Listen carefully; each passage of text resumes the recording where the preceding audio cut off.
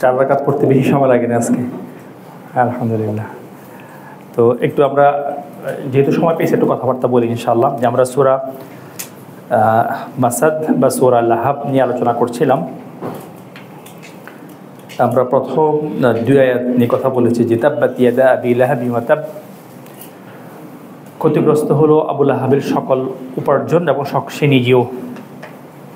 মা আগনা আনহু মালুহু ওয়া মা কাসাব, যে কী কাজে আসলো তার সম্পদ তাকে রক্ষা করার বেলায় এবং তার অন্য সকল অর্জন। আর একটা অনুবাদ হচ্ছে এখানে যে কোনোই কাজে আসেনি তার সম্পদ তার জন্য এবং তার অন্য সকল অর্জনও তার কোনো কাজে আসেনি। সায়াসলা নারান যাতা লাহাব, এই আয়াত আলোচনা করেছেন। 3য় আয়াত, শীঘ্রই ও চিরে সে প্রবেশ করবে শিখাওয়ালা আগুনে।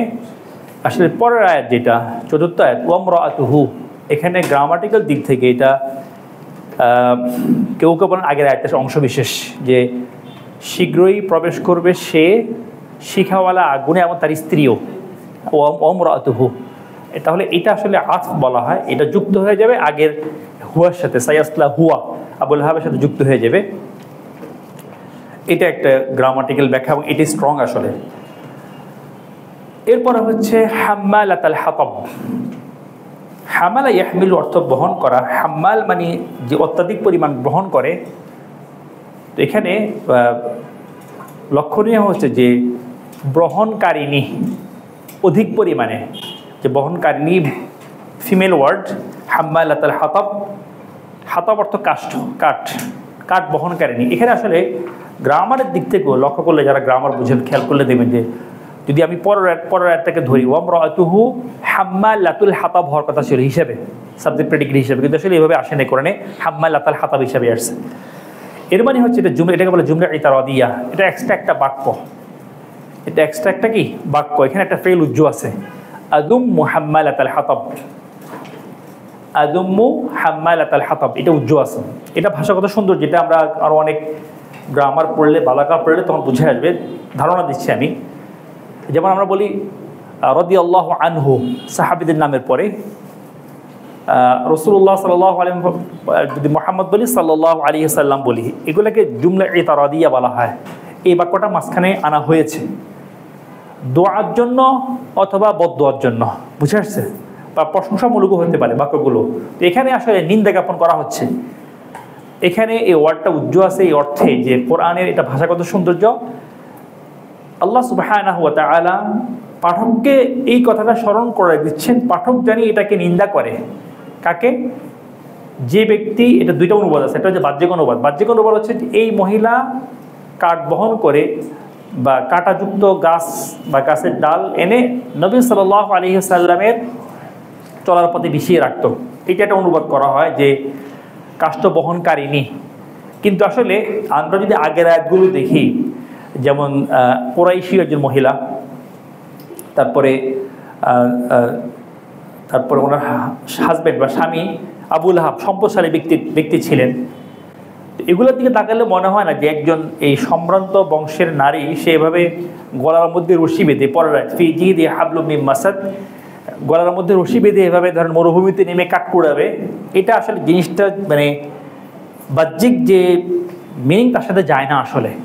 তাহলে অর্থ কি দাঁড়াচ্ছে এখানে? আমরা ইস্তেআরা মানে ইনশাআল্লাহ যদি পড়ি পরে বুঝবো, আমি সেই দিকে যাচ্ছি না। সেই অর্থে বালাগার একটা রূপক অর্থ গ্রহণ করার দিক থেকে আসলে ইন্ধন দাতা, আসলে তখন কি হবে? ইন্ধন দাতা একজন নারী। হাম্মা, আমরা বলি না যে এই ঘটনার পিছনে অমুক ব্যক্তি ইন্ধন দিচ্ছে, হ্যাঁ, ইন্ধন দাতা। তাহলে ইন্ধন দাতা একজন নারী, এটা এই অনুবাদটা বেশি স্ট্রং আমার কাছে মনে হয়। দুটোই আমি কোনোটাকে না করছি না, মুফাসসির যে 2 অনুবাদ করছে দুইটা আমরা গ্রহণ করতে পারি, কারণ সাংঘর্ষিক অনুবাদ না আসলে। তাহলে এখানে মূলত একটা আখলাক আমাদেরকে শেখানো হচ্ছে। সে আখলাকটা হচ্ছে যে অনেকগুলো ইনফরমেশন, তার মধ্যে এই আখলাকটা হচ্ছে খুব গুরুত্বপূর্ণ, যে এটা আমাদেরকে শেখানো হচ্ছে যে আমরা যেন এই ধরনের কাজকে নিন্দা করি। কোন ধরনের কাজকে? যে ব্যক্তি ভালো কাজে প্রতিবন্ধকতা তৈরি করে তাকে যে আমরা কী করি? নিন্দা করি।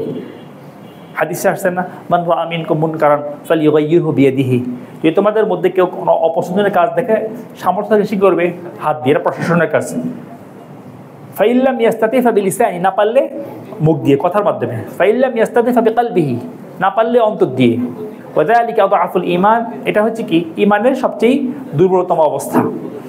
তো এখানেও আল্লাহ সুবহানাহু ওয়া তাআলা আখলাক শেখাচ্ছেন, যদি এরকম কেউ হয় তাহলে সে কোরাইশি হওয়া সত্ত্বেও, রসুলের আপন চাচা হওয়া সত্ত্বেও বা রসুলের আপন চাচি হওয়া সত্ত্বেও কী করতে হবে?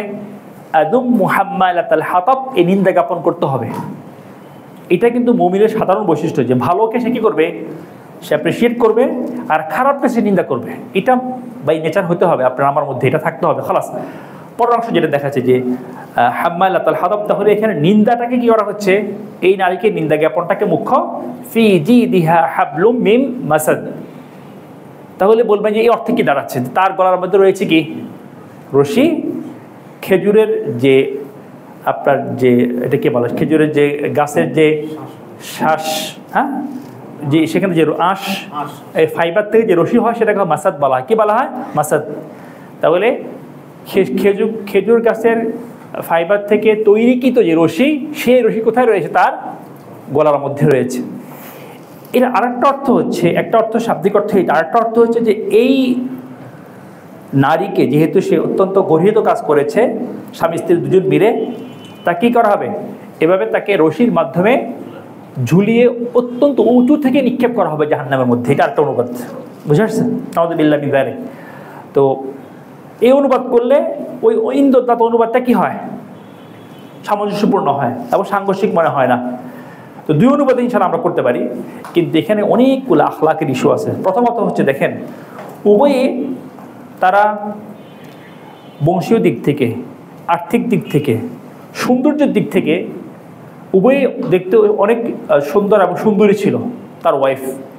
এর প্রমাণ হচ্ছে তাফসিরে আসছে এভাবে যে জিদ মানে হচ্ছে আসলে লম্বা ঘাড়। অনুকোণ অর্থ কি? ঘাড়। অনুকোণ ঘাড়, আমরা যেটাকে নেক বলি না, আমরা এটাকে ঘাড়। এটার একটা হচ্ছে যে অনুকোণ, অনুক মানে কি? ঘাড়। আর জিদ মানে কি? লম্বা ঘাড়। আরব সমাজে লম্বা ঘাড়কে সৌন্দর্যের প্রতীক হিসাবে ইউজ করা হতো, বুঝে আসছে? অতএব এই নারীও দেখতে সে ছিল কি? দেখতো মানে সে দেখতে ভালো ছিল, মানে বাহ্যিকভাবে বোঝানোর জন্য বলতেছি। তাহলে এবং তার নাম ছিল উম্মু জামিল। নাম ছিল কি? উম্মু জামিল। সুন্দরের মা উম্মু জামিল। আর স্বামীর নাম ছিল কি? আবু লাহাব, আগুনের বাবা, বুঝে আসছে? খেয়াল করে দেখেন, তাহলে বংশীয়ভাবে, আর্থিকভাবে দেখতে একটা সেলিব্রিটি ফ্যামিলি ছিল বলতে পারেন, ঠিক না? মনে হয় না? কারণ কোরআনের প্রত্যেকটা ওয়ার্ডের পিছনে একটা লজিক আছে। এখানে আরবিতে একটা কথা বলা হয়, লিকুল্লি কালিমাতিন মা'নান। প্রত্যেকটা ওয়ার্ডে ইন্ডিভিজুয়াল মিনিং আছে। লিকুল্লি কালিমাতিন মা'নান। তাহলে এই সূরা থেকে যেটা বোঝা যাচ্ছে যে এরা এত সম্ভ্রান্ত হওয়া সত্ত্বেও, ফ্যামিলিগত দিক থেকে আর্থিকভাবে এত সচ্ছল হওয়া সত্ত্বেও, দেখতে শুনতে এত সুশ্রী হওয়া সত্ত্বেও, তাদেরকে এখানে কি করা হচ্ছে? তাদেরকে বলা হচ্ছে তারা কি? ক্ষতিগ্রস্ত, তাদের সব কিছু বরবাদ হয়ে গেছে। কারণ রাসূলুল্লাহ সাল্লাল্লাহু আলাইহি ওয়াসাল্লামের সাথে তাদের আদাওয়াত বা শত্রুতার কারণে। এখান থেকে আরেকটা শিক্ষা হচ্ছে, এটা আমরা বুঝলাম, আরেকটা শিক্ষা হচ্ছে যে এই সূরা থেকে, সেটা হচ্ছে আল্লাহ সুবহানাহু ওয়া তাআলা কখনোই সীমা অতিক্রম করেন না। তিনি এখানে কোনো একটা আয়াতে কিন্তু আবু লাহাব বা তার ওয়াইফকে কোনো গালমন্দ করেননি, ঠিক না? তারা যে আচরণ করছে, সে আচরণের ফলাফলটা যে প্রতিনিয়ত এই নারী এবং এই আবু লাহাব এবং তার ওয়াইফ উম্মু জামিল উভয়ে রাসূলুল্লাহ সাল্লাল্লাহু আলাইহি ওয়াসাল্লামের বিরুদ্ধে, ইসলামের বিরুদ্ধে সবসময় ষড়যন্ত্রে লিপ্ত ছিল। কিন্তু এই সূরা শুরু থেকে শেষ পর্যন্ত তাদের নামে সূরা না, সূরা আবু লাহাব বা সূরাতুল লাহাব আমরা এই নামে জানি, কোথাও কি করেননি? আল্লাহ সুবহানাহু ওয়া তাআলা তাদেরকে কটূক্তিমূলক কোনো কথা বলেননি, বুঝে আসছে? এই শিক্ষা আমরা এখান থেকে গ্রহণ করব। আমরাও আসলে যতটুকু হক, যতটুকু সত্য, ঠিক অতটুকুই বলবো। কারণ সত্য বলতে হবে। সত্য, আপনার সত্যকে গোপন করতে পারবেন না। যেটা সত্য সেটা বলতে হবে, কিন্তু এর মধ্যে অবশ্যই কি থাকতে হবে? শালীনতা থাকতে হবে। এই সূরার শিক্ষা, অন্যতম শিক্ষা আমি মনে করি যে আজকে সমাজে দেখা যায় আমাদের মধ্যে এই জিনিসটা খুব কাদা ছোড়াছড়ি নিজেদের মধ্যে। প্লাস যদি ধরেন কেউ শাহবাগী হয়, কেউ অন্যপন্থী হয়, কোনো কথাই নেই, গালমন্দ শুরু করে, সরাসরি নিষেধ আছে কোরআনে, ওয়ালা তাসুব্বুল্লাযীনা ইয়াদউনা মিন দুনিল্লাহি ফায়াসুব্বুল্লাহ আদওয়ান বিগাইরি ইলম, যে তোমরা তাদেরকে গালমন্দ করো না। ইয়াদউনা মিন দুনিল্লাহি, তারা যাদেরকে ডাকে আল্লাহ ব্যতীত, ফায়াসুব্বুল্লাহ আদওয়ান বিগাইরি ইলম, সুতরাং ফলে তারা আল্লাহকে গালমন্দ শুরু করবে তাদের অজ্ঞতার কারণে, বুঝে আসছে? অতএব আমরা দেখবেন যে আমাদের শুধু তো ধরেন বাহ্যিক লেবাসটা মুখ্য না, আমাদের কথা, আচরণ, চলন, বলন, উঠা, বসা, চাহনি সব কিছু দাওয়াত আমাদের খেয়াল রাখতে হবে। আল্লাহ সুবহানাহু ওয়া তাআলা আমাদের বোঝার তৌফিক দেন, আমিন। আরেকটা বিষয়, এখানে আরেকটা বিষয়, সেটা খুব গুরুত্বপূর্ণ। আমি জাস্ট এই বিষয়টা আমাদের, যেহেতু এখানে বেশিরভাগ আমরা হয়তো গার্ডিয়ান, নাসিয়ার, অথবা আমরা স্টুডেন্ট, অথবা আলাসের স্টুডেন্ট বেশিরভাগই, আর বাইরে যারা আছে ওনারা স্টুডেন্ট হয়ে গেছেন অলরেডি। এই 30 সাতাশ দিন নামাজ পড়ছেন না, আপনারা স্টুডেন্ট হয়ে গেছেন। আমি একটা জিনিস এখানে খুব আমি দৃষ্টি আকর্ষণ করতে চাই সবাই, সেটা হচ্ছে আমাদের যে ইসলামিক স্কুল যেগুলো আছে, আলহামদুলিল্লাহ অনেক কাজ করতেছেন মাশাআল্লাহ। একটা ঘাটতির কথা বলবো, এটা আসলে এই সত্য কথাটা বলার জন্য বলছি। সেটা হচ্ছে, ধরেন আপনার সন্তানের যে দুনিয়াবী শিক্ষাটা 100-এ 100 দরকার, আখিরাতের শিক্ষাটাও কি 100% দরকার।